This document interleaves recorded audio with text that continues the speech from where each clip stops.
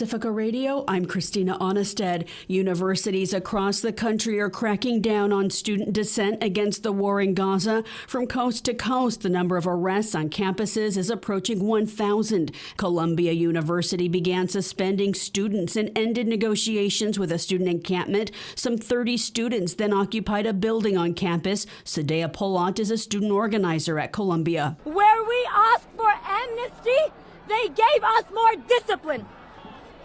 We will not be moved by these intimidation tactics. You can see outside you now that the students are mobilized. There's hundreds of them here today. They will not be moved. We demand divestment. We will not be moved unless by force. Police moved to clear an encampment at Yale University in Connecticut this morning. There were no reports of immediate arrests. Police in riot gear at Virginia Commonwealth University used pepper spray on student anti-war protesters and made arrests. Police also arrested at least 40 protesters at the University of Texas in Austin. Karen Argid with Pacifica station KPFA was there and filed this report. Hands up for students! I'm here at UT Austin, and the police are just dragging students away one by one.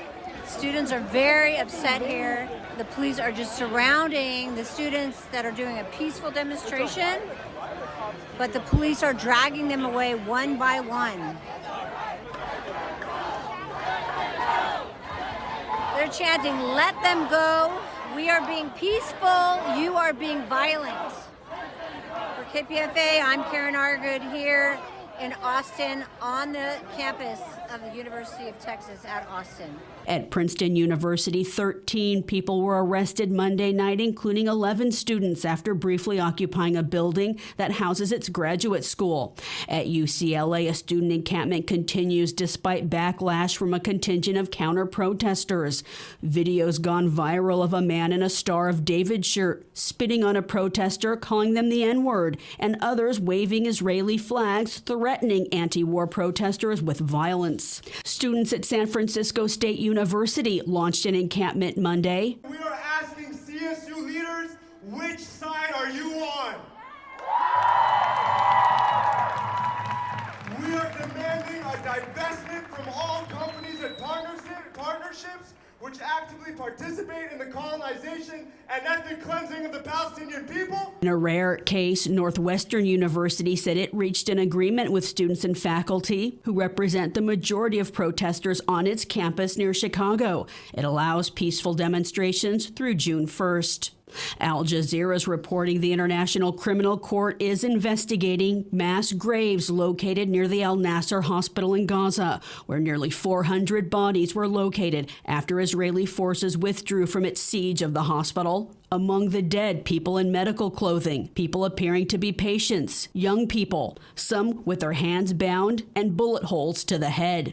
Meanwhile, Israel's bracing for possible ICC arrest warrants over its 2014 probe of the Israeli-Hamas war and Israeli settler violence. The Biden administration Monday told reporters it didn't recognize the ICC's jurisdiction over Palestine. Here's White House Press Secretary Karine Jean-Pierre speaking with a reporter. Is the U.S. directly involved in any diplomatic effort to prevent those warrants from being issued? I don't have anything beyond that. Look, we just don't. We don't believe it's in the ICC jurisdiction in this situation. We do not support the investigation. Karine Jean-Pierre. Israeli Prime Minister Benjamin Netanyahu's vowing to invade Rafah with or without a deal, despite calls for restraint by allies and a ceasefire talks with Hamas continue. He said Israel will destroy Hamas battalions in Rafah. U.S. Secretary of State Antony Blinken is expected to visit Israel in his latest trip to the Middle East. He said Israel needs to do more to allow aid to enter Gaza Monday, and has warned against an offensive in Rafah.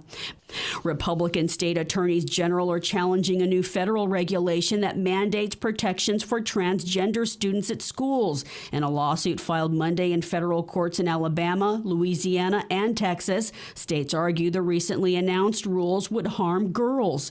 The states oppose provisions that bar blanket prohibitions on transgender students using school bathrooms and locker rooms that align with their gender identity. identity that align with their gender. They also object to provisions that call for school staff to use transgender students' pronouns.